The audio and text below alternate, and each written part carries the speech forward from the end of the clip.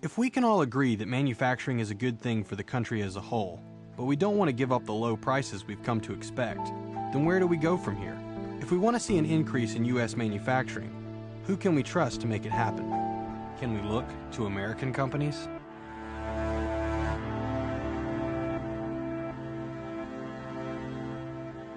You say the two words Louisville and Slugger together. There's no question in your mind what you're talking about. You're talking about baseball and the greatest brand in the history of the game of baseball. But there was a time, the 1970s, where the Louisville Slugger was actually made across the Ohio River in Jeffersonville, Indiana.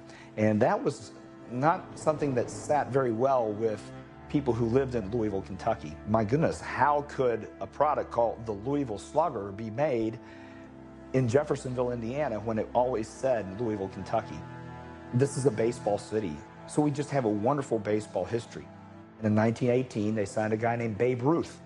And Babe Ruth was really the player who helped this company propel even further and become extremely popular because he was the first great home run hitter. And he was the guy who literally changed the game of baseball. And the company just continued to sign player after player. Lou Gehrig and Joe DiMaggio and Jackie Robinson and Roberto Clemente and Hank Aaron, and right on into stars of today.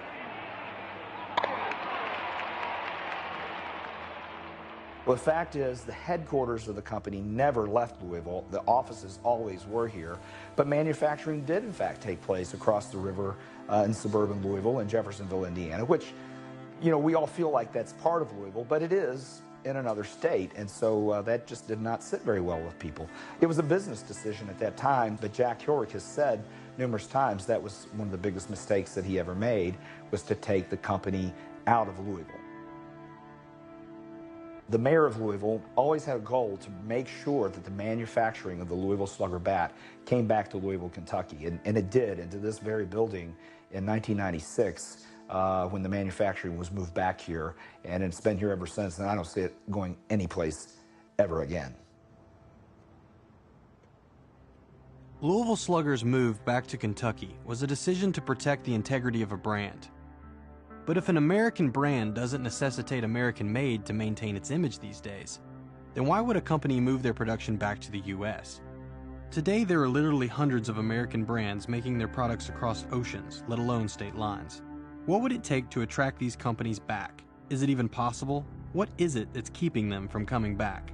The guy who owns the mom and pop shop oftentimes has a different motivation than the CEO of a multinational company. And here's why. The CEO of the multinational company has to answer to his shareholders every quarter. It's the quarterly earnings pressure. It's not a long-term sustainable business plan about how you can invest in capital to keep the jobs here a decade from now, 2 decades from now, how you can keep that long-term growth. It's about the next 90 days, literally. Whereas the small manufacturer says, I want a business that's going to be around for a generation, or for 2 generations, something that's going to help my community, help my family, help my country. When you're running a public sector company, you have to be concerned about the shareholders. You have a legal responsibility and a fiduciary duty to the shareholders. And you could be sued if you don't properly discharge that fiduciary duty. And yes, that means you need to make profit and you need to try to maximize shareholder value. But it's not all about money. Unless we can get the grip of Wall Street off of manufacturing, we're going to fall further behind. So publicly traded companies being tied down by their responsibilities to shareholders seems to be a convenient out. But if it's so impossible to produce competitively priced goods in the U.S., then why are foreign companies taking up the mantle of the American worker? Does it make sense? Perhaps there's no better example than BMW, who bought a Super Bowl ad to ask just that. Does it make sense that a German car company would break ground in Spartanburg, South Carolina and call it home?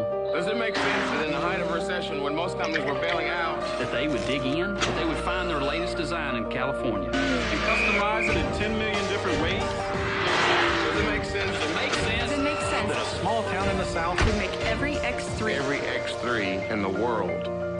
It makes perfect sense. The all-new BMW X3. Some people don't like the idea that we have foreign companies that are coming to the United States and making things. I have to say, I'm not as concerned. I'm happy for any company that wants to invest in American workers and make stuff here. That makes me very, very happy. If attracting foreign companies to manufacture in the U.S. is the ticket to put Americans back to work, it will take the coordinated efforts of local communities. One example of a community that's doing this is Gwinnett County, Georgia. Heddy's is a German company and one of the world's biggest manufacturers of cabinet hardware, such as slides, hinges, and sliding and folding door hardware. And the U.S. market, being a very important market, of course, deserves its own facility. And we knew roughly the geographic region that we wanted to go to. Gwinnett Chamber is extremely active, very business-minded, very, very helpful. They did the best job in showing us their story, to show us the benefits for an employer who wants to move to Gwinnett. The facility CEC is the only one that we have in the United States in Gwinnett, Georgia. Our economic development organization, Partnership Gwinnett, is a community-based organization. It has the county, the schools, the hospitals, the businesses, the cities, and the CIDs all involved in economic development. What I have seen in economic development is there's communities that are reactionary, and they've decided they're going to sit back and they're going to respond to calls. And if that's your approach, I wish you a lot of luck. But to me, the strong communities have a plan, they have a strategy, and they go out and they aggressively go after what they have decided that is their best sales pitch. When we started moving industry from the United States into Asia, into Mexico, Latin America, and so forth, those governments set up what they call special work areas for companies to move into. We could do that, I sincerely believe, today. We go to trips to China and South Korea and so forth, or Germany, we market the state of Georgia. And then once we get those companies lined up, we try to focus them on Gwinnett County. Move out of the city, find a low cost of doing business, and set up an infrastructure and a tax base that will attract companies to come back here. We have a lot of unemployed people right now in the United States, and those manufacturing jobs that could be employing Americans are employing people in other countries. But what if we don't have the leadership in our communities to attract foreign manufacturers? And if American public companies are beholden to the whims of shareholders, then perhaps American manufacturing is left on the shoulders of American entrepreneurs. One of the things that's always been great about America is Americans. At the outset of our country, we had way more than our fair share of great people. People that created the Constitution of the United States. People that helped to invent electricity. And we have been the inventors of many things that have changed our world and our society fundamentally. Much of that is done by small and medium-sized businesses, entrepreneurs that have an idea that end up creating a product or a service that then takes off. Every town has its ups and downs. So we've certainly had our ups and downs. I mean, Freddie Carl, who is a native of Greenwood, and when he founded Viking Range Corporation, that's when we saw the turnaround in this town. Mid-1980s, Fred Carl, who was one of my best friends growing up, had the brilliant idea to start manufacturing ranges that, to those of us who were Fred's close friends, we didn't get it at first, but after he finally made the point to me that he had discovered a niche that no one else in the appliance industry knew about, Viking Range was born. We were building a new house in 1981, and I wanted a commercial range in our house. I was wondering why in the world isn't there a high-quality range on the market, so that's when I decided, well, there should be one, and it ought to be like a restaurant range because they're so cool looking, and they're also heavy-duty, and stainless steel looks good, so I went about designing one. So that's when he brought manufacturing here to Greenwood. He made the statement, you know, that back then that if he couldn't do it in Greenwood, he wasn't going to do it at all. Fred, as he built Viking, he wanted to build Greenwood along with it, and that's exactly what he did. Now we have 4 plants here, besides our distribution center and our product support facility, plus our corporate offices, and then the hotel, the restaurants, and the spa, and the cooking school, and all that goes with it.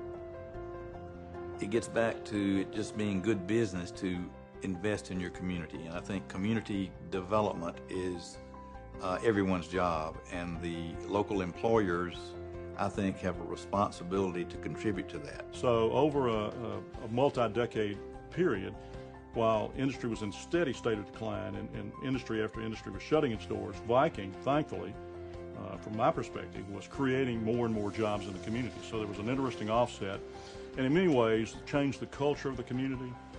Viking probably, I think it's safe to say, is the lifeblood of the community here. I think Freddie Carl brought that vision back to Greenwood. And once he did, then people, the momentum, I mean, it's just keep on building and building until what you see today. Here at Viking, we make a high-quality product. It's not a cheap product. It's quite expensive, and it has to be very high quality. It's made in America, so we want anything made in America to be the very highest quality. Maintaining that quality is of the utmost importance to us as a company, and so important for the brand. But even if entrepreneurs choose to make their products in America, and community leaders foster industry growth, will consumers care about anything other than the number on the price tag? Are we even capable of considering anything besides the bottom line? The crisis of our 21st century existence is that I don't understand what the real value is. Let's just start with a t-shirt. I sourced the t-shirt in Sri Lanka. My wholesale price for it might be $1.98. It's a very good t-shirt. I bring it back to my distribution center. I sew a label into it in French. Doesn't say it's made in France. I relabel it not a t-shirt, but I call it an expedition t-shirt. I merchandise it beautifully inside the store. I've done theatrical lighting on it. The model looks really terrific. And it flies out the door at $32 each. That is the magic of fashion. That is that's the price that we pay for being victims rather than makers. We as consumers are deeply confused about value.